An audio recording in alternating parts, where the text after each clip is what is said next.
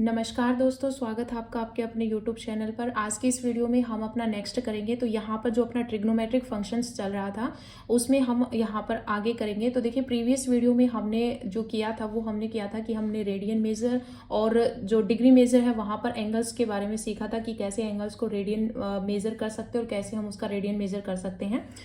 तो ठीक है, तो वहाँ पर डिग्री मेजर और रेडियन मेजर हमने सीखा था। फिर हमने वहाँ पर जो है वो साइन फंक्शन, कोस फंक्शन, जितने भी अपने 6 ट्रिग्नोमेट्रिक फंक्शंस होते हैं उनकी रेंज और डोमेन निकालनी सीखी थी।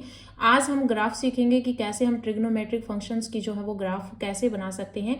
और जो ग्राफ है वो आपको याद करनी है कि साइन फंक्शंस का ग्राफ कैसे बनता है, कोस फंक्शन का कैसे बनता है।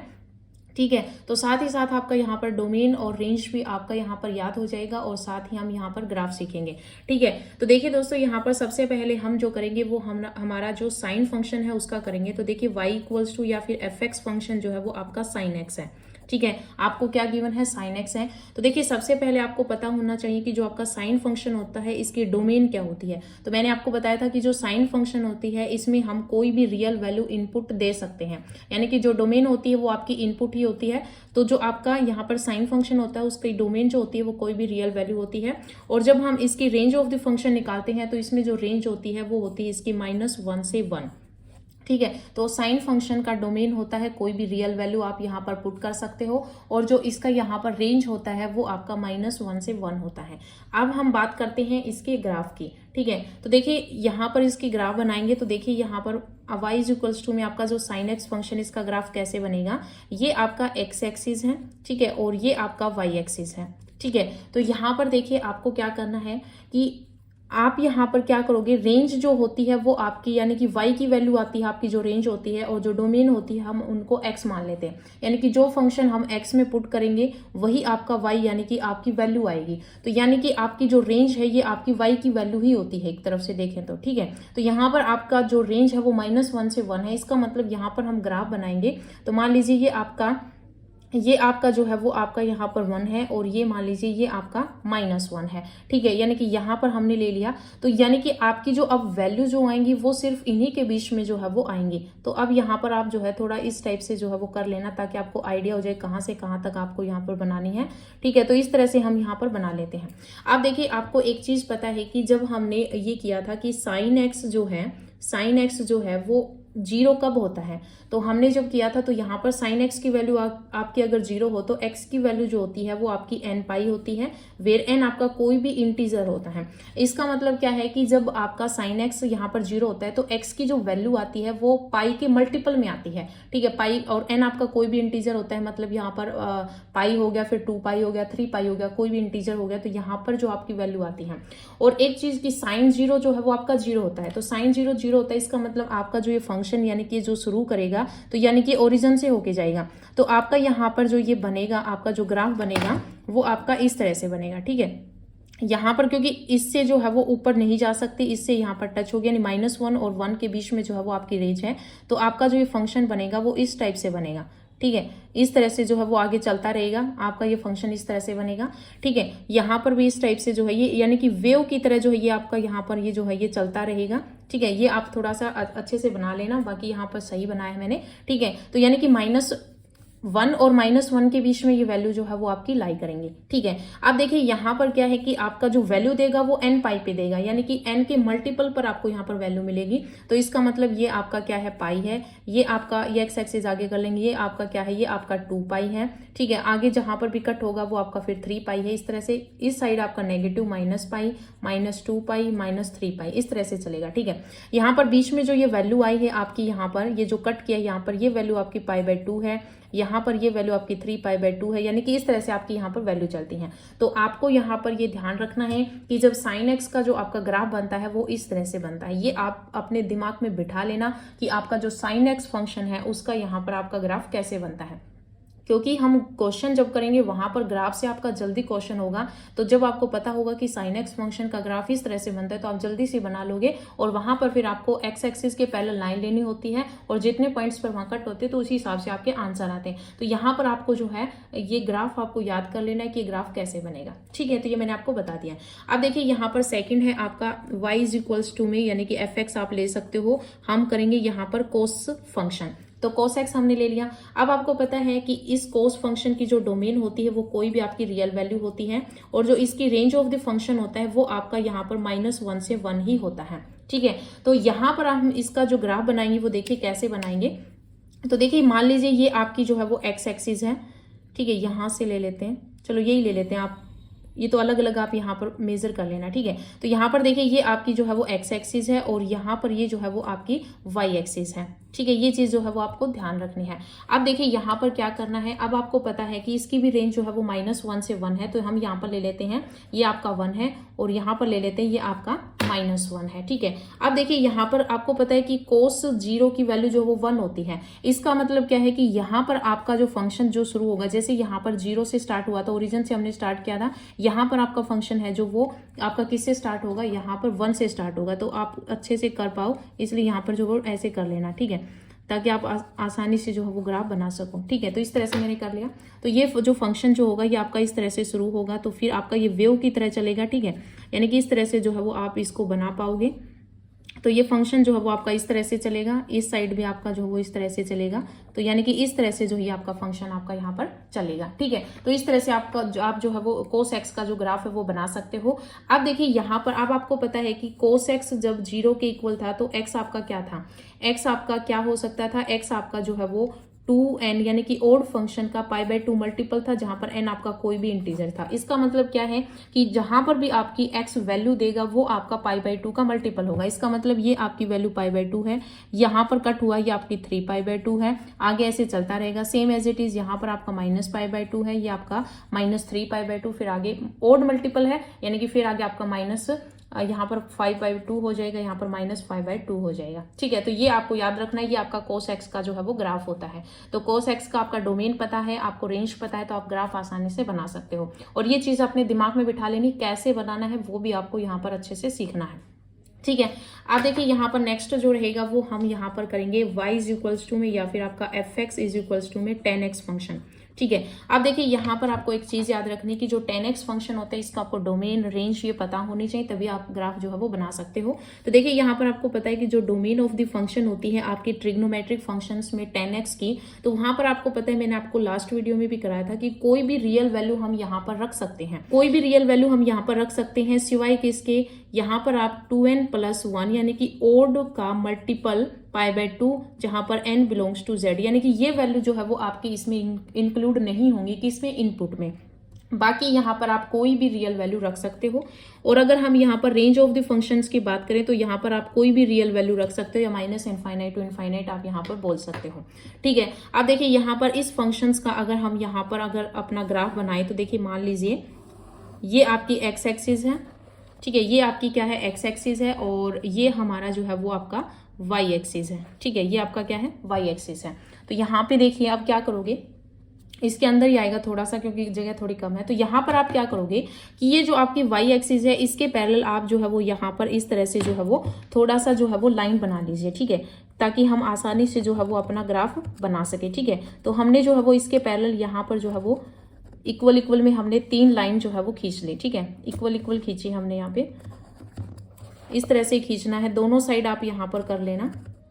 ठीक है, तो आप जब इस तरह से करोगे तो आपका जो क्वेश्चन है वो आसानी से आप यहाँ पर कर पाओगे। तो अब देखिए यहाँ पर हमने इस तरह से जो है वो बना लिया है। अब देखिए आपको पता है tan 0 आपका 0 होता है, यानी कि ओरिजिन से जाएगा, ओरिजिन से पास होगा। तो एक चीज याद रखना, tan जो होता है वो आपका इंक्रीजिंग फंक्शन होता है।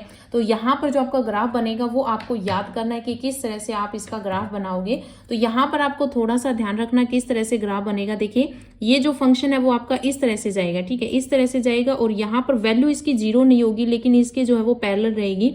0 नहीं होगी लेकिन इसके बिल्कुल यहाँ पर इक्वल रहेगी, और यहाँ पर जो है वो इस तरह से जो है वो आपका फंक्शन बनेगा। और यहाँ पर भी ये फंक्शन जो है आपका 0 नहीं बनेगा, लेकिन ये इसके जो है यानी कि इक्वल बिल्कुल बराबर चलेगा, क्योंकि ये आपका इंक्रीजिंग फंक्शन है। यहाँ पर हम इनपुट जो दे रहे हैं वो कोई भी रियल वैल्यू दे रहे हैं, और जो अपना यहाँ पर, ठीक है, अपना यहाँ पर जो ये जो आपकी रेंज आ रही है, यानी कि आपका जो रिजल्ट आ रहा है वो कोई भी रियल वैल्यू आ रही है, तो यहाँ पर आपका ये इंक्रीजिंग रहेगा, इस साइड आपका इंक्रीजिंग रहेगा और नीचे आपका यहाँ पर डिक्रीजिंग रहेगा। ठीक है, तो यहाँ पर ये इंक्रीजिंग और नीचे आपका ये डिक्रीजिंग हो जाएगा। ठीक है, सेम एज इट इज आपका यहाँ पर बनेगा। ठीक है, यहाँ पर आपकी ये वैल्यू आएगी, कोई वैल्यू देगा रियल वैल्यू, और यहाँ पर आपका सेम एज इट इज इसी तरह से बनेगा। ठीक है, इसी तरह से आपका जो है ये ग्राफ बनेगा, और ये ग्राफ जो है वो आपको सीख लेना है कि ग्राफ जो है वो आपका किस तरह से बनेगा। और यही ग्राफ जो है, क्योंकि यही ग्राफ बनाकर अगर सीधा 10x फंक्शन दे दिया और वहां पर आपसे पूछ ले जाता नंबर ऑफ सॉल्यूशन, तो वहां पर आपको जो है वो एक लाइन खींचनी होती है, जहां पर कट करेंगे वहीं पर आप वैल्यू जो है वो कर सकोगे। ठीक है, तो यहाँ पर आपका जो फंक्शन है वो इस तरह से बनेगा। तो ये चीज जो है वो आपको आनी चाहिए कि इसका ग्राफ जो है वो किस तरह से बनेगा। ठीक है, तो ये आपका 10x का ग्राफ बनता है, और इस तरह से जो है वो आप यहाँ पर इसकी डोमेन याद कर सकते हो, रेंज याद कर सकते हो, और इसका कैसे आपका यहाँ पर ग्राफ बनेगा वो भी आप यहाँ पर आसानी से याद कर सकते हो। ठीक है, अब अपना नेक्स्ट जो फंक्शन है वो है अपना कोटेक्स का। अब कोटेक्स का देखिए आपका यहाँ पर जो है वो कैसे बनेगा। तो देखिए यहाँ अपनी जगह कम है, आगे नेक्स्ट पेज पे कर लेते हैं। ठीक है, लेकिन उससे पहले आपको एक चीज यहाँ पे समझनी है कि आपके पास यहाँ पर जो वैल्यू आ रही है वो किस पर आ रही है। तो देखिए ये जो वैल्यू आ रही है तो आपकी 0 पे आ रही है। ठीक है, आपकी 0 पे वैल्यू आ रही है। यहाँ पर आपका क्या रहेगा, तो यहाँ पर देखिए क्या है कि आपकी जो रेंज है, यानी कि आप जो इनपुट दे रहे हो वो कोई भी रियल वैल्यू दे सकते हो, एक्सेप्ट ओड मल्टीपल ऑफ π/2। π/2 के ओड मल्टीपल को छोड़कर कोई भी रियल वैल्यू। तो मतलब यहाँ पर जो आपकी वैल्यू आ रही है वो आपकी पाई पे आ रही है, फिर 2 पाई पे आ रही है, इस साइड आपकी -π और -2 पाई, बीच में आपका यहाँ पर π/2 है, ये आपका 3 π/2, ये आपका 5 π/2, यानी कि ओड मल्टीपल है बीच में। ठीक है, अब देखिए यहाँ पर आपका कोटेक्स फंक्शन। तो अब देखिए यहाँ पर आपका फंक्शन है कोटेक्स फंक्शन, यानी y इज इक्वल्स टू या फिर fx इज इक्वल्स टू में कोटेक्स फंक्शन। ठीक है, ये आपका कोटेक्स फंक्शन है। तो अब देखिए यहाँ पर कोटेक्स फंक्शन में आपको सबसे पहले तो आपको ये पता होनी चाहिए कि इसकी range domain of the function क्या होती है।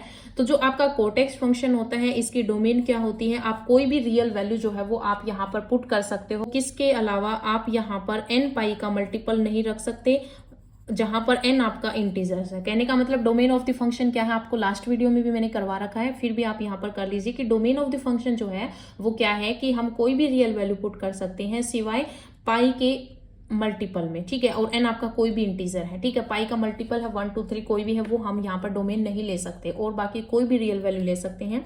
रेंज ऑफ द फंक्शंस की बात करें तो -∞ टू इनफाइनाइट, यानी कि हम कोई भी रियल वैल्यू जो है वो पुट कर सकते हैं। ठीक है, अब यहाँ पर इसका ग्राफ अगर हम बनाए तो आपका इसका देखिए ग्राफ कैसे बनेगा। तो देखिए यहाँ पर मान लीजिए आपका ये जो है वो यहाँ पर बीच में आएगा, यहाँ पर देख लीजिए। तो मान लीजिए कि हमने यहाँ पर जो है ये हमारी x एक्सिस है। ठीक है, इस तरह से आगे जा रही x एक्सिस है, और ये मान लीजिए अपनी y एक्सिस है। ठीक है, तो यहाँ पर हम इक्वल जो है वो हम यहाँ पर जो है वो ले लेते हैं, हमारा यहाँ पर y के पैरेलल जो है हम इक्वल यहाँ पर जो है वो डैश डैश इस तरह से आप ले लेना, ताकि आप जो ग्राफ अच्छे से बना सको। ठीक है, तो यहाँ पर मैंने रख लिया इस टाइप से। ठीक है, और ये इसी में आ जाएगा। ठीक है, ये हमने इसी में ले लिया, और एक और यहाँ पर हम इस तरह से बना सकते हैं। ठीक है, अब देखिए यहाँ पर क्या है कि आपका जो कोटेक्स जो फंक्शन होता है, यहाँ पर आपकी जो वैल्यू रहेगी, ठीक है, यहाँ पर जो आप वैल्यू यहाँ पर पुट करोगे तो वो आपका यहाँ पर ओरिजिन से पास होके नहीं जाएगा। ठीक है, क्योंकि यहाँ पर जो है वो आपका जो कोई भी इनपुट अगर आप यहाँ पर दे रहे हो, कोई भी वैल्यू जो आ रही, वैल्यू तो आपकी यहाँ पर कोई भी रियल वैल्यू आ रही, तो आपका यहाँ पर ऐसे इस साइड आपका डिक्रीजिंग में रहेगा और बाकी आपका इंक्रीजिंग में रहेगा। ठीक है, तो यहाँ पर आपकी फर्स्ट वैल्यू आएगी, और ये जो वैल्यू आएगी ये आपकी π/2 आएगी, क्योंकि हम इनपुट जो देंगे वो आपकी यहाँ पर पाई के मल्टीपल में नहीं होनी चाहिए। ठीक है, तो यहाँ पर इस तरह से होगा, और यहाँ पर जो आपका फंक्शन बनेगा वो यहाँ पर देखिए ऐसे बनेगा। ठीक है, ये चीज जो है वो आपको याद कर लेनी कि कैसे आपका फंक्शन जो है वो बनेगा, इस तरह से बनेगा। ठीक है, फिर आपका यहाँ पर आएगा, फिर ऊपर से जो है वो आपका यहाँ पर इंक्रीजिंग है, और फिर यहाँ पर आपका नीचे जो है वो ऐसे यहाँ पर, यानी कि एज देखा जाए तो 10x आपका इंक्रीजिंग फंक्शन होता है और ये आपका डिक्रीजिंग फंक्शन होता है। सेम एज इट इज आपका यहाँ पर बनेगा। ठीक है, यहाँ पर भी आपका इसी तरह से बनेगा। ठीक है, इसी तरह से आपका ये जो है ग्राफ बनेगा। तो इस तरह से आपको जो है वो ग्राफ बना लेना है और याद कर लेना है कि ये कैसे बनेगा। ठीक है, क्योंकि यहाँ से जो है वो आपके सीधे क्वेश्चंस जो है वो आपके यहाँ पर सोल्व होने वाले हैं इसी से। ठीक है, तो यहाँ पर आपका ये जो है वो कोटेक्स का फंक्शन जो वो बन गया है, और यहाँ पर जो वैल्यू आ रही है ये आपके मल्टीपल में आ रही है। ठीक है, ओड मल्टीपल में आएंगे, क्योंकि इवन मल्टीपल तो हम ले नहीं सकते, तो यहाँ पर जो है वो ओड मल्टीपल में यहाँ पर ये ओड ले लेना। ठीक है, ओरिजिन है ये, और ये आपका -3 π/2 है, और ये आपका -5 π/2 2 है। ठीक है, तो इस तरह से जो है वो आपका यहाँ पर कोट एक्स का जो है वो यहाँ पर ग्राफ बनेगा। ठीक है, तो अब देखिए यहाँ पर जो है वो ये हमने साइन का कर लिया, कोस का कर लिया, टेन का कर लिया और कोट का कर लिया। सेम एज इट इज हमें यहाँ पर जो है वो अब करना है यहाँ पर y इज इक्वल्स टू में यानी कि fx फंक्शन हमें यहाँ पर लेना है। हम ले लेते हैं यहाँ पर सिकेंट एक्स। ठीक है, क्या लेते हैं? Secant x. अब देखिए यहाँ पर आपको एक चीज याद रखनी, सबसे पहले इसकी डोमेन। ठीक है, इसकी डोमेन हमें निकालनी है। तो आपको पता है इसकी डोमेन क्या होती है, हम कोई भी रियल वैल्यू ले सकते हैं किसको छोड़कर, ओड मल्टीपल पाई बाय 2 का, यानी कि ओड मल्टीपल, ये ओड नंबर होता है 2n + 1, तो ओड नंबर पाई बाय 2 के ओड मल्टीपल को छोड़कर कोई भी, और n आपका कोई भी इंटीजर है। और अगर हम रेंज ऑफ द फंक्शंस की बात करें तो यहां पर हम -∞ टू -1 तक और यूनियन 1 to इनफाइनाइट। अब देखिए प्रीवियस वीडियो में मैंने आपको क्या करवाया था कि y जो है वो आपका लेस देन इक्वल्स टू -1 है और y की वैल्यू ग्रेटर इक्वल्स टू 1 है। इन्हीं को जो है वो यहाँ पर जो है वो मर्ज करके लिखा हुआ है। देखो y की वैल्यू क्या है, -1 के इक्वल है, तो -1 के इक्वल, और बाकी -1 से छोटे तो कहाँ तक जाएंगी, -इनफाइनाइट तक। तो इनफाइनाइट की तरफ जो ओपन होगा, और 1 यहाँ पर क्योंकि इक्वल का साइन है तो 1 यहाँ पर आपका शामिल होगा, तो -1 से इनफाइनाइट आ जाएगा आपका यहाँ पर। फिर यूनियन y की वैल्यू ग्रेटर यानी कि 1 जो होगी, और फिर 1 से बड़ी आपकी इनफाइनाइट। तो यहाँ पर तो आप इस तरह से भी लिख सकते हो और इस तरह से भी आप इसकी डोमेन को, वो रेंज को लिख सकते हो। ठीक है, सेम एज इट इज। देखिए यहाँ पर मैं आपको साथ ही जो है वो आपको बुक में दिखा दूंगी इनका कैसे आपका ग्राफ बनेगा। y इज इक्वल्स टू में fx, हम नेक्स्ट ले रहे हैं यहाँ पर कोसिकेंट एक्स। ठीक है, कोसिकेंट एक्स। अब देखिए यहाँ पर इसकी डोमेन आप देख लीजिए, इसकी डोमेन क्या होती है। तो इसकी जो डोमेन होती है वो आपको यहाँ पर याद रखनी कि कोई भी रियल वैल्यू हम ले सकते हैं, हम उसका पाई का n मल्टीपल हम नहीं ले सकते, और n जो है वो आपका बिलोंग करेगा z में। सेम आपकी यहाँ पर रेंज ऑफ द फंक्शन क्या होती है, -∞ टू -1 तक चलेगा। ठीक है, और यूनियन 1 to इनफाइनाइट। ठीक है, तो इस तरह से इनकी डोमेन और डोमेन इनकी जो होती है वो अलग होती है, रेंज इनकी दोनों की सेम होती है। ठीक है, अब देखिए इनके जो ग्राफ है वो कैसे बनेंगे वो देख लीजिए। तो देखिए यहाँ पर मैं आपको सीधा ही जो है वो यही बुक से करवा देती हूँ कि इनकी ग्राफ जो है वो कैसे बनेगी। तो देखिए सबसे पहले आपका x एक्सिस y एक्सिस आप ले लोगे, तो यहाँ पर आपको पता है कि जो आपकी रेंज है, कि जो आपकी रेंज है वहां पर आपका, देखिए यहाँ पर क्या है कि जब मैंने आपको रेंज करवाई तो -1 और 1 जो है वो आपका इंक्लूड है, यानी कि इंक्लूड है, इसका मतलब यहाँ पर वैल्यू जो रहेगी वो आपकी -1 और 1 तक ऊपर रह जाएंगे और यहाँ पर x एक्सिस के ऊपर नहीं आएंगे। ठीक है, तो -1 और 1, ठीक है, ये आपका यहाँ पर 1 है, नीचे आपका -1 है। तो इसका मतलब क्या है कि पहले आपका यहाँ पर ये सेकेंड का है, तो पहले आपकी जो वैल्यू होगी वो 1 से लेकर इस तरह से जो है वो आप ऐसे पैरेलल यहाँ पर लाइंस जो है वो खींच लेना। तो यहाँ पर आपका y एक्सिस पे आपका सबसे पहले क्या रहेगा, ऐसे जो है वो आपका 1 से जाकर आपका यहाँ पर ये ऐसे बन जाएगा। ठीक है, पैराबोला की शेप टाइप है, लेकिन पैराबोला आपका ओरिजिन से होता है, ये आपका सीधा ऐसे ऊपर जो है वो चला जाएगा। ठीक है, सेम एज इट इज यहाँ पर मान लीजिए आप आगे भी अगर इसको करो तो यहाँ पर आपका जो है वो 1, क्योंकि 1 के इक्वल पैरेलल ही चलेगा, यहाँ पर 1 से नीचे नहीं जाएगा और ऐसे जो है वो आपका बन जाएगा। सेम एज इट इज आपका इधर भी बन जाएगा और नीचे की तरफ आपका -1 से इस तरह से आपका जो है वो वैल्यू बन जाएगी। ठीक है, सेम एज इट इज आपका यहाँ पर कोसिकेंट में बनेगा। कोसिकेंट में आपकी जो वैल्यू है वो यहाँ पर y एक्सिस पे लाई नहीं करेगी, क्योंकि यहाँ पर y एक्सिस में जो है वो आपको 0 आएगा, फिर यहाँ पर आपका क्या आएगा 2 पाई आएगा। लेकिन यहाँ पर कोसिकेंट में आपने डोमेन ली थी कि वहां पर रेंज कोई भी हम रियल वैल्यू रख सकते हैं, लेकिन हम n पाई का मल्टीपल यानी पाई का मल्टीपल नहीं ले सकते। यहाँ पर n आपके कोई भी इंटीजर्स है, तो इसलिए यहाँ पर जो है ये वैल्यू आपकी नहीं रखी गई। ठीक है, तो यानी कि आपकी जो वैल्यू जो है वो किसके बीच में लाई करेगी, तो यहाँ पर आपकी वैल्यू जो है वो π/2 के ऊपर ही, यानी कि इसी के इंटरवल के बीच में आएगी। तो यहाँ पर लेकिन रहेगा आपका 1 और -1 के बीच में, यानी कि यहाँ पर ये जो आपका सर्कल जो ऊपर जाएगा वापस मुड़ के, तो ये आपका 1 और -1 के बीच में रहेगा, यानी कि यहाँ तक कोई वैल्यू लाई नहीं करेगी। तो यहाँ पर आपका इस तरह से बनेगा। फिर आगे जब आप यहाँ पर लोगे, ठीक है, तो यहाँ पर भी आपकी वैल्यू जो वो इस तरह से जो है वो लाई करेगी। सेम एज इट इज आपका यहाँ पर बनेगा। तो ये आपका जो फंक्शन बनता है, ये आपको याद कर लेना किस टाइप से आपका यहाँ पर जो है वो ग्राफ बनेगा। तो ये आपका जो ग्राफ बनता है ये आपका कोसिकेंट एक्स का बनता है। ठीक है, तो ये हमने बता दिया सीकेंट का कैसे बनता है और ये बता दिया कि आपका कोसिकेंट का जो फंक्शन जो आपका ग्राफ है वो किस टाइप से बनता है। तो ये चीजें आपको याद कर लेनी है, इनकी प्रैक्टिस कर लेनी कैसे बनेंगे। ठीक है, तो ये आपका यहाँ पर सीकेंट और कोसिकेंट, तो हमने ग्राफ, डोमेन, रेंज सब बता दिया है आपका ट्रिग्नोमेट्रिक फंक्शंस में। अब यहाँ पर नेक्स्ट जो है वो आपको यहाँ पर इक्वेशंस के बारे में बताएंगे। ठीक है, अब देखिए यहाँ पर नेक्स्ट हम यहाँ पर अपना करेंगे ट्रिग्नोमेट्रिक इक्वेशंस, ठीक है, ट्रिग्नोमेट्रिक इक्वेशंस के बारे में यहाँ पर पढ़ेंगे। तो देखिए ये चीज तो हमने यहाँ पर पढ़ ली थी कि जब आपका sine x is equals to 0 होता है तो एक्स जो है वो आपको n पाई वैल्यू देगा, जहां पर n बिलोंग करेगा इंटीजर्स को, और अगर आपका cos x is equals to 0 होगा तो वहां पर x जो है वो आपका यहाँ पर बिलोंग करेगा ओड मल्टीपल ऑफ π/2, ठीक है, और एन आपका यहाँ पर इंटीजर्स को जो है वो बिलोंग करेगा, ठीक है, इस तरह से। तो इसी टाइप से आपको यहाँ पर ट्रिग्नोमेट्रिक इक्वेशंस में आपको दे दिया जाएगा कि साइन एक्स जो है वो साइन वाई के इक्वल है, तो हमें बताओ कि आपका एक्स क्या रहेगा, ठीक है। तो यहाँ पर ये एज ए थ्योरम भी होती है कि for any real value x and y, x और वाई की कोई भी रियल वैल्यू पर, तो यहाँ पर आपको क्या करना है, एक्स की जो वैल्यू रहेगी वो आपकी यहाँ पर क्या रहेगी, एक्स इज इक्वल्स टू आपका एन पाई प्लस में -1 की पावर n इंटू वाई होता है, जहां पर n आपका इंटीजर्स में बिलोंग करता है, ठीक है। ये चीज आपको याद रखनी है कि आपका sine x is equals to sine y हो तो आपका x जो है वो n पाई प्लस में -1 की पावर n इंटू वाई होता है। ऐसा क्या होता है कि अगर मान लीजिए यहाँ पर आपका sine x is equals to में साइन वाई है, ठीक है, sine x is equals to में साइन वाई है, तो यहाँ पर मान लीजिए फर्स्ट वैल्यू आपकी x is equals to y आ गई, सेकंड अगर हम यहाँ पर लें तो आपका पाई माइनस वाई हो जाता है, ठीक है, यहाँ पर जो है वो पाई माइनस वाई हो जाता है, और थर्ड अगर हम करें तो यहाँ पर अगर मल्टीपल ही करें, जैसे यहाँ पर मल्टीपल करें तो जैसे कि अगर हमने x की वैल्यू जो है वो 0 ले ली, सॉरी n की वैल्यू जो है वो 0 ली, तो 0 ली तो ये 0 बन जाएगा, प्लस में यहाँ पर 0 लोगे तो -1 की पावर 0 आपका 1 बन जाएगा इंटू वाई, ने x की वैल्यू क्या आ जाएगी, y हो जाएगी।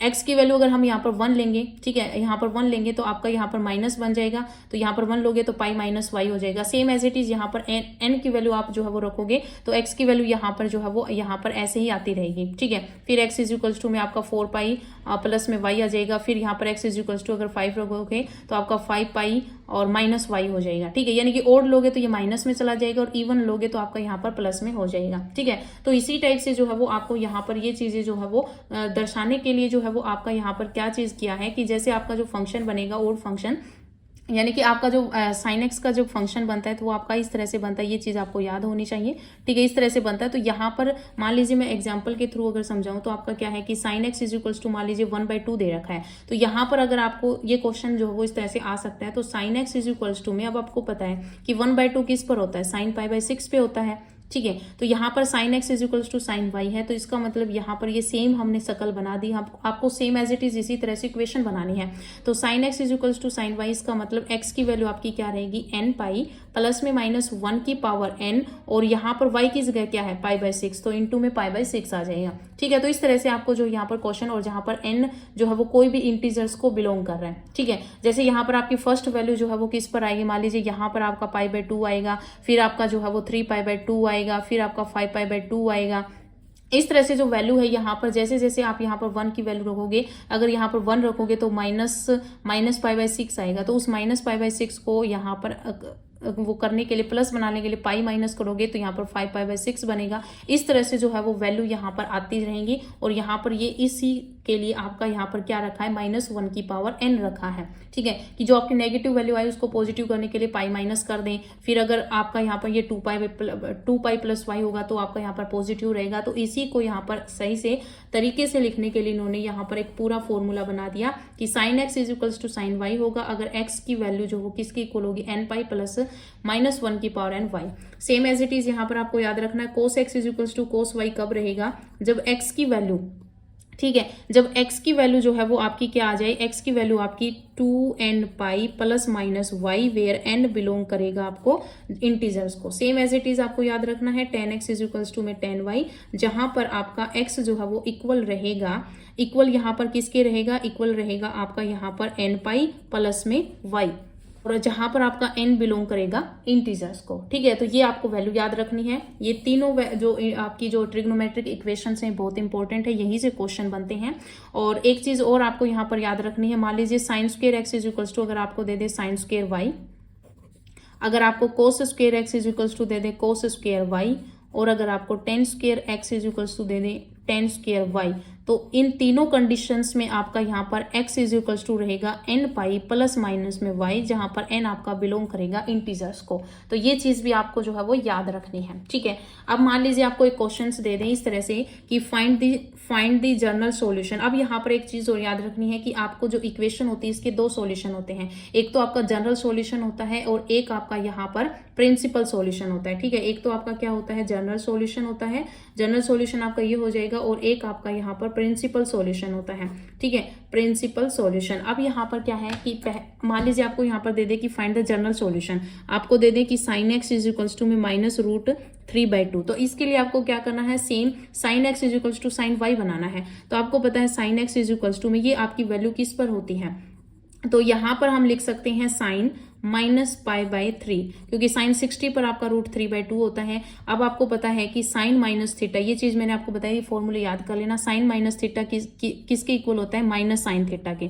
क्यों होता है ये भी समझ लीजिए कि आपका यहाँ पर मान लीजिए ये फर्स्ट क्वाड्रेंट है, फर्स्ट में आपको पता है आपके ऑल पॉजिटिव होते हैं, सेकंड क्वाड्रेंट में आपका साइन और कोसिकेंट जो वो पॉजिटिव होता है, थर्ड में आपका टेन और कोट जो है वो पॉजिटिव होते हैं, और फोर्थ में आपके सिकेंट और कोस जो है वो पॉजिटिव होते हैं, ठीक है। बाकी आपके सारे नेगेटिव होते हैं, ठीक है, यहाँ पर सारे पॉजिटिव होते हैं। अब यहाँ पर क्या है कि sine minus theta, sine minus theta का मतलब क्या है कि यहाँ पर मान लीजिए ये आपका जो है ये 0 से π/2 होता है, फिर यहाँ पर आपका पाई होता है, फिर यहाँ पर आपका 3π/2 होता है, फिर आपका 2π होता है, इस तरह से रोटेशन आके 2π। तो यहाँ पर 0 माइनस, यानी कि 0 माइनस करेंगे तो आपका फोर्थ क्वाड्रेंट में, फोर्थ क्वाड्रेंट में सिर्फ और सिर्फ सिकेंट और कोस ही आपके पॉजिटिव होते हैं, बाकी सारे नेगेटिव होते हैं। तो बाकी सब में साइन माइनस थीटा या cosecant minus theta, ten minus theta या कोट माइनस थीटा, सारे नेगेटिव ऑफ थीटा में आएंगे।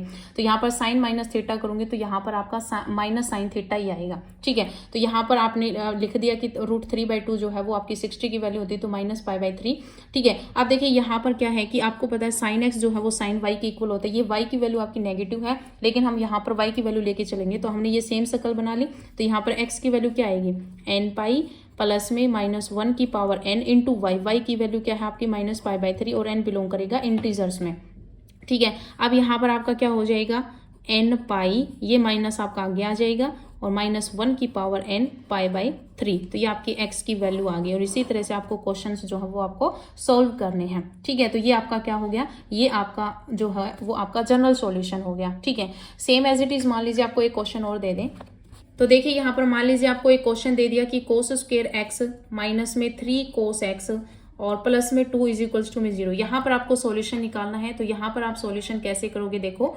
सबसे पहले आपको क्या करना है, यहाँ पर आपको दिखता है कि कोस में क्वाड्रेटिक इक्वेशन है, ठीक है। कोस में क्वाड्रेटिक इक्वेशन है, तो आपको क्वाड्रेटिक इक्वेशन के फैक्टर बना लेने हैं।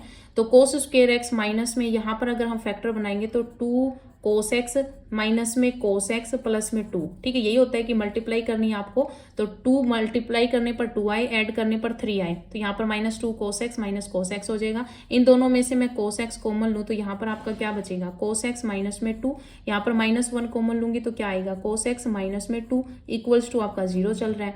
अब यहाँ पर देखिए cos x -2 दोनों में से कॉमन आ गया, और cos x माइनस में 1 इक्वल्स टू 0।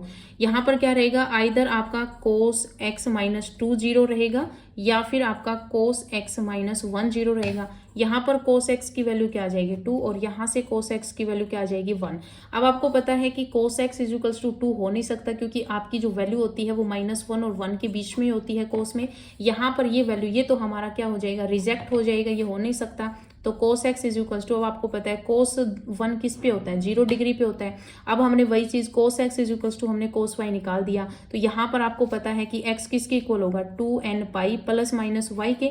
जब आपका cos x इक्वल हो cos y के, तो वहां पर आपका x इसी के इक्वल होता है। अब आपको पता है x तो आपका यहाँ पर x है, और 2n π प्लस माइनस y की वैल्यू क्या है, 0 है। तो x की वैल्यू आपके पास क्या आ जाएगी, 2n π where n belongs to कोई भी इंटीजर। तो ये आपका आंसर हो जाएगा, ठीक है। तो इसी तरह से जो है वो आपसे क्वेश्चंस पूछे जा सकते हैं, तो आपको इनको अच्छे से करना है कि किस तरह से आपको इनके सॉल्यूशंस जो है वो निकालने हैं।